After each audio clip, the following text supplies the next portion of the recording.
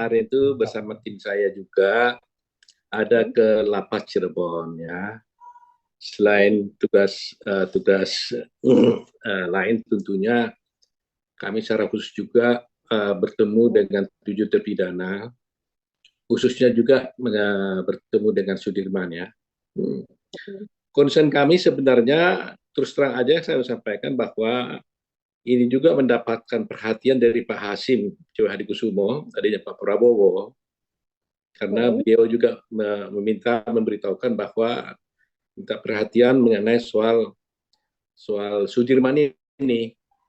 Kaget ya kalau sampai-sampai Pak Hasim, seorang adik presiden, memberikan perhatian khusus kepada seorang narapidana yang ada di Cirebon. Ya, saya pikir begitu besar mulianya hatinya Pak Hasim ini, sehingga saya ke sana dengan hati melihat keadaan sesungguhnya apa yang terjadi pada Sudirman. Walaupun dulu saya pernah menangani Sudirman juga, tetapi saya tidak mengetahui betul perkembangan terakhir karena saya kan akhirnya sudah menjadi pejabat negara, jadi tidak bisa lagi secara undang-undang untuk berpraktek sebagai seorang pengacara. Jadi waktu itu memang dengan berhati saya akhirnya mengundurkan diri sebagai kuasa mereka, karena dan juga saya secara resmi mengundurkan diri sebagai, bukan mengundurkan diri ya, cuti profesi ya kepada pra-peradi. Nah, sejak saat itu memang masyarakat saya salah paham, dikiranya Pak Oto kenapa ini kok jadi pejabat negara kok nggak mengurusin lagi 7 terpidana, karena memang banyak sekali yang memberikan perhatian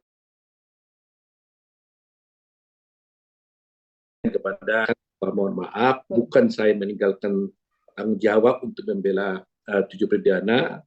Bahkan pada waktu juga saya juga menghadapi masalah yang cukup pelik juga, dalam arti ketika saya menerima jabatan pejabat negara itu, saya kan juga sedang menangani perkara Jessica untuk PK-nya. Oh, ya. Waktu itu juga dengan berat hati terus dia bilang kalau boleh tetap saya nangani. Tapi setelah berdiskusi lebih panjang, ya akhirnya Jessica juga akhirnya bisa menerima. Sama dengan yang 7 orang ini juga. Saya sendiri terus terang aja sedih sekali ya, karena dalam perjalanan saya harus tidak bisa ikut serta secara aktif gitu. Nah setelah saya, jadi gara-gara itulah sejak itu saya tidak bisa aktif lagi untuk berpraktek untuk membantu 7 terpidana ini. Tetapi bagaimanapun dengan jabatan saya sekarang sebagai Wamenko Hukum, ya HAM, imigrasi dan juga kemasyarakatan, tentunya saya punya kewajiban moral dan juga kewajiban hukum untuk memperhatikan hak-hak dari setiap orang di Republik ini, baik yang di luar penjara maupun di dalam lembaga pemasyarakatan, termasuk daripada 7 orang ini. Jadi secara kebetulan aja dia pernah menjadi klien saya, tapi sekarang dia mengharapkan suatu perhatian di sana. Nah, mengenai hukumnya tentunya nanti yang menangani tentunya ada lawyer-lawyer yang selebihnya kan, ada Pak Jute, ada Pak Ruli, ada yang lain-lain tentunya di sana. Nah, kemarin itu saya ke sana datang, sekaligus bertemu dengan mereka, sekaligus juga menerima amanah ya daripada Pak Hasim ya. Dia meminta kepada saya tolong lihat dulu apa keadaan daripada Sudirman secara spesifik. Saya tidak tahu kok begitu sampai ada informasi kepada Pak Hasim ya. Nah, akhirnya saya datang ke sana ya. Saya datang bertemu dengan ketujuh-tujuhnya, ada Eko, ada Sudirman. Nah, yang saya temukan memang pertama saya tanya bagaimana keadaanmu. Dia mengatakan dia diperlakukan baik di lapas, tidak ada masalah dari para pejabat-pejabat di lapas sana. Ya, bahkan dia bilang terima kasih karena saya tetap, artinya secara di dalam LP itu dia mendapat hak-haknya semuanya. Tetapi saya tanya, saya lihat memang secara lahiriah dia kelihatannya tidak bermasalah. Tapi setelah saya tanya berdiskusi dengan dia, apa yang kau alami sesungguhnya? Terus dia bilang bahwa dia nggak tahan duduk lama. Jadi kalau dia duduk, Nah, itu dulu ya, dia tidak 28. Kemudian kalau dia lebih nyaman sedikit berdiri, walaupun tidak bisa terlalu lama juga. Nah, itu dialami, saya tanya kenapa. Jadi dia bercerita, dulu dia kan ditembak. Waktu pemeriksaan dia dulu itu, karena dia ditembak dengan peluru karet ya di belakang, sehingga punggungnya itu sakit terus-menerus. Saya tanya, bagaimana senjata yang menembak kamu? Saya tanya kemarin, dia bilang saya nggak lihat, karena saya kan ditembak dari belakang. Nah, jadi dengan melihat kira itu ya sedih juga ya. Terlihat dia kalau kita lihat sih normal biasa gitu, tapi dibilang kalau saya duduk gini lama Pak, saya sudah nggak kuat nih katanya. Terus harus berdiri gitu loh, ya berdiri, berdiri juga kalau mak, tapi duduk mah. Saya berpikir begini, ini kan dia dulunya masuk umur lebih kurang 21 atau 22 tahun, sekarang di usia 29 tahun. Kalau sekarang ini aja sudah dia menderita seperti itu, jangan-jangan besok kalau nggak diobati, diperhatikan, ini kan bisa berefek jelek, ya kan? Nah itu ya.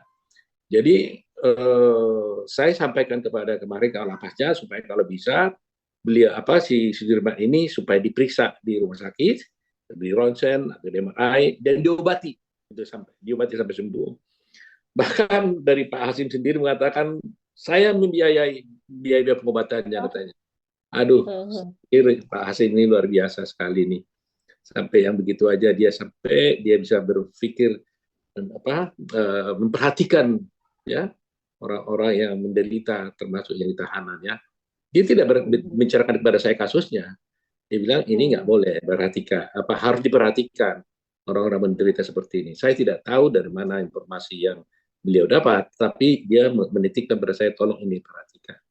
Jadi saya sudah sampaikan kepada para kalapas supaya segera hari Senin supaya bawa ini di rumah sakit, diperiksa dan disembuhkan, diobati, ya, ya itu yang paling penting.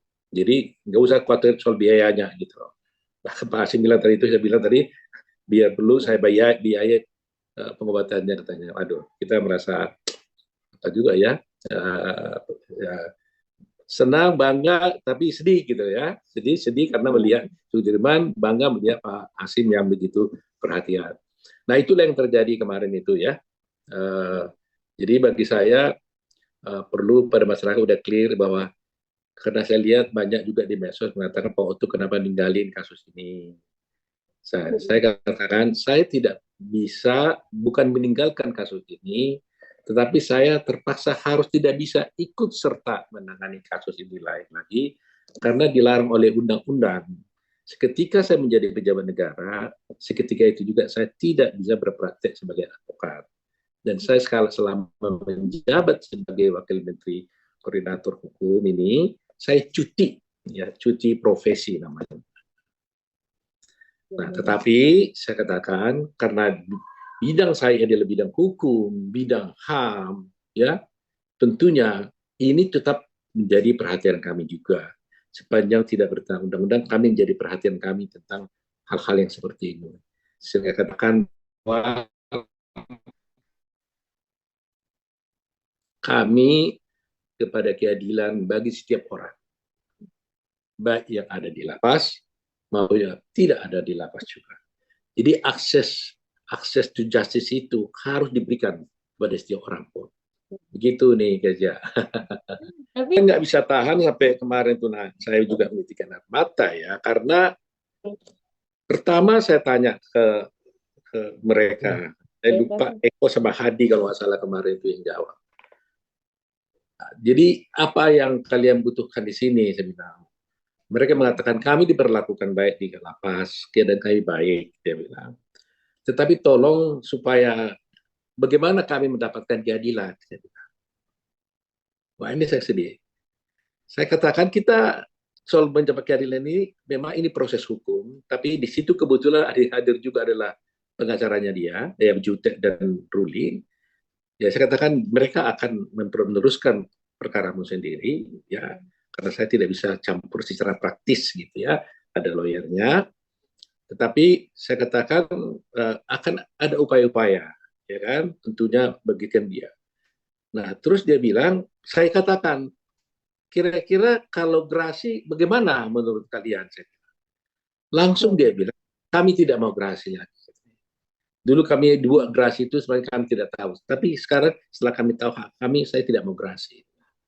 Nah, di situ saya menjadi shock juga ya, agak sedih sekali ya, kenapa sampai dia tidak mau gerasi, karena dia tahu kalau gerasi itu adalah mohon ampun kan, artinya mengakui perbuatan.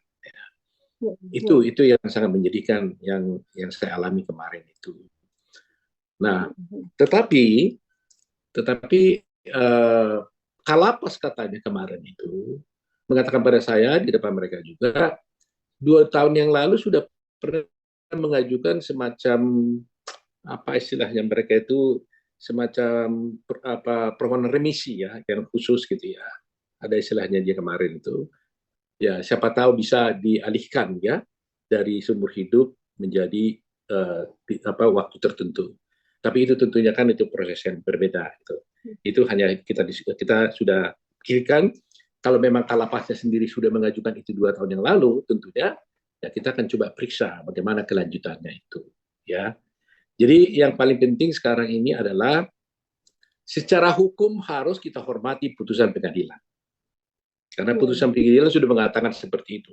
Itu harus kita hormati. Nah, walaupun memang dalam prosesnya banyak kontroversi, banyak perdebatan, banyak kisah-kisah yang sangat luar biasa dan banyak juga yang mengatakan bahwa ini prosesnya itu tidak sesuai dan sebagainya. Tapi itu adalah sudah menjadi proses hukum yang menjadi tugas daripada para advokatnya nanti yang untuk melaksanakan itu. Bagi saya sekarang ini harus memberikan perhatian khusus juga kepada 7 terpidana ini, bagaimana keadaan mereka, dan saya senang karena dia mengaku bahwa di sana diperlakukan baik oleh lapasnya, ya. Tetapi kalau kesehatannya ini menjadi concern kita, ya. Ini menjadi perhatian kita di sana.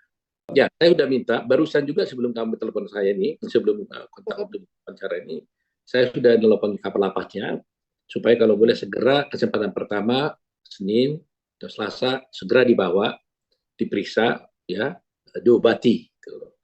Jangan sampai kalau keadaan buruk nanti lumpuh tiba-tiba, itu waduh, kita nggak bisa bayangkan bagaimana moral kita. Seperti saya katakan tadi, bahkan Pak Hasim, dia ada di Jepang sekarang Pak Hasim ini. Dia bisa memberikan perhatian, mengontak itu bagaimana Sudirman. Berapa hari yang lalu bertemu dengan saya juga, sudah ketemu dengan Sudirman tidak. Luar biasa nih Pak Hasim ini, bisa memikirkan nasib rakyat ini begitu ya. Ada orang yang sakit begitu dia sampai bukan hanya basa-basi loh, sampai dia pesan khusus tuh. Dia perlu kita biayai. Dia bilang saya siap membiayainya kalau dia perlu biayanya. Tadi saya sampaikan kepada Kalapasnya, perhatikan itu, ya saya bilang. Jadi jangan sampai ini tidak diobati gitu. Kasihan ya, mudah bagi seperti itu. Iya jelas ya. Mereka sampai kemarin itu juga mereka masih nangis ke saya. Saya ketemu itu mereka keluarkan air mata semuanya. Nangis gitu loh. Ya terus terang aja ya saya sendiri juga nggak bisa ngomong apa-apa. Saya juga sedih sekali gitu. Kenapa? Karena saya tahu itu prosesnya itu apanya. Saya kan mempelajari fakta-fakta hukumnya. Ya memang kadang-kadang keadilan itu kan ya susah sekali keadilan di luar sana dengan pengadilan ini ya, gitu ya. Susah. Ini pengalaman saya waktu sebagai lawyer kan gitu. Jadi kekecewaan mereka itu luar biasa memang. Sampai secara spontan mengatakan nggak mau gerasi gitu. Ini kan luar biasa nih, pukulan besar juga kan. Sama dengan kasusnya Jessica nih, dia juga nggak mau gerasi. Jadi ini menjadi apa ya, menjadi pergumulan kita di dalam proses hukum ini. Tapi biar gimana pun ya harus berjalan kan, pengacaranya akan selalu proses, berjalan terus perkaranya. Kami dari Kementerian Hukum dan HAM juga akan memperhatikan hak-hak daripada narapidana ini.